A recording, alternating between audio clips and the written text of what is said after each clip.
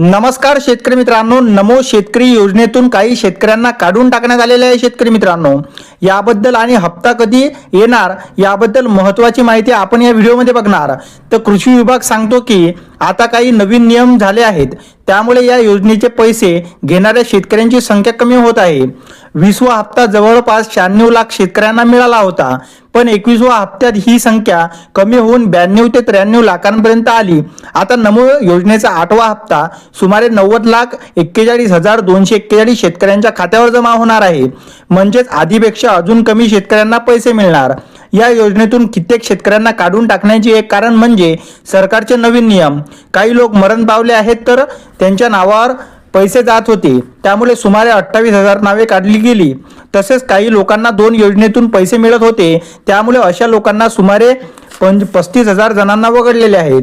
म्हणजे शेतकरी मित्रांनो, 28,000 आणि 35,000 त्यातून मायनस केले तर तेवढी संख्या हे नमो शेतकरीसाठी पात्र आहे। आणखी एक बदल असा झाला आहे शेतकरी मित्रांनो की एका घरात फक्त एका व्यक्तीला पैसे मिळणार आहेत।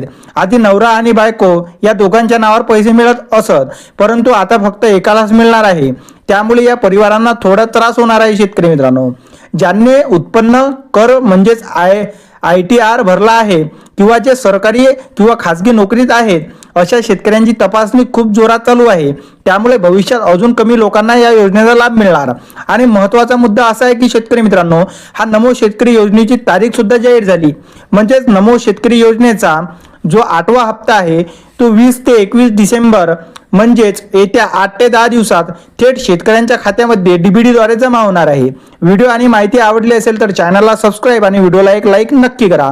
तर चला भेटू पुढच्या व्हिडिओमध्ये, तोपर्यंत नमस्कार, जय हिंद, जय महाराष्ट्र।